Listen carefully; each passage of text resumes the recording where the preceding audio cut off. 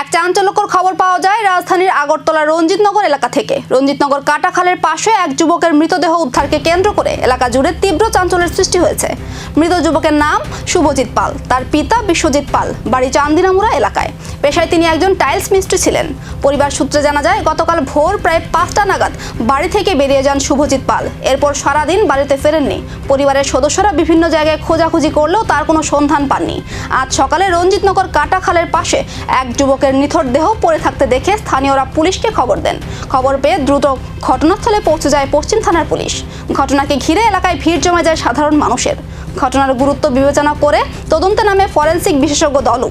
Police মৃতদেহ উদ্ধার করে ময়না তদন্তের জন্য পাঠিয়েছে। প্রাথমিকভাবে মৃত্যুর কারণ সম্পর্কে কিছু জানা না গেলেও সমস্ত দিক খতিয়ে দেখা হচ্ছে বলে পুলিশ সূত্রে খবর পাওয়া যায়। অনেক কিতা কইতা মনে মানুষ ছাড়া তো আর কিছু না, এমনি তো আর পড়ে তাই না।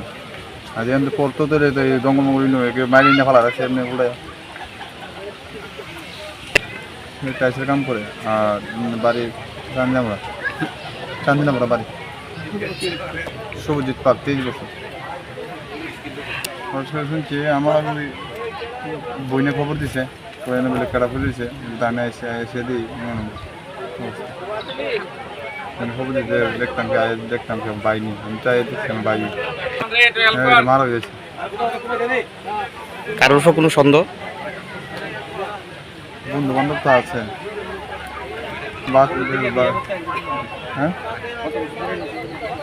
কালকে বাড়িতে ছিল না। আচ্ছা, নেশা করে, হালকা পাতলা নেশা করে। না না, ময়না তদন্তের রিপোর্ট হাতে এলেই মৃত্যুর প্রকৃত কারণ সম্পর্কে স্পষ্ট ধারণা মিলবে। রহস্যজনক এই মৃত্যুর ঘটনায় পশ্চিম থানার পুলিশ তদন্ত শুরু করেছে।